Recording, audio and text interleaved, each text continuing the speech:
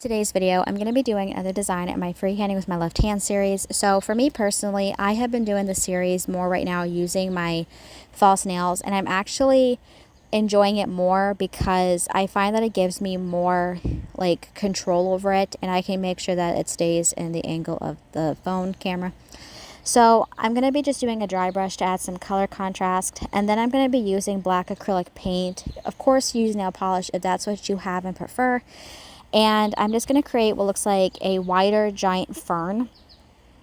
And one tip I did want to share when it comes to freehanding with your non-dominant hand is resting your non-dominant hand, like your arm, like the part of your arm that like almost hits your elbow.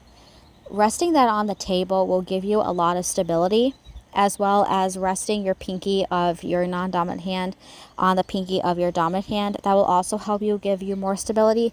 But one thing I have learned about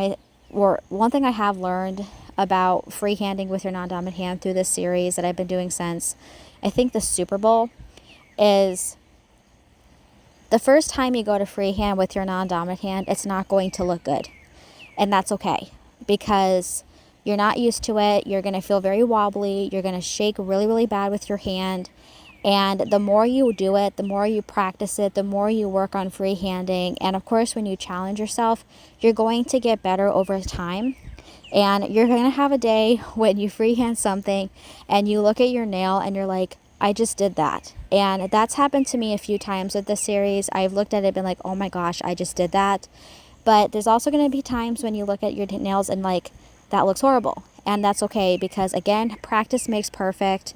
And that is something that I've learned when it comes to this series. I am feeling a little bit more confident in my freehanding, not 100%, but I just wanted to share that for anyone who is scared to freehand with their non-dominant hand. It is possible, but like I said, practice makes perfect, and you will get there. And that was it for this design. I will have everything linked below.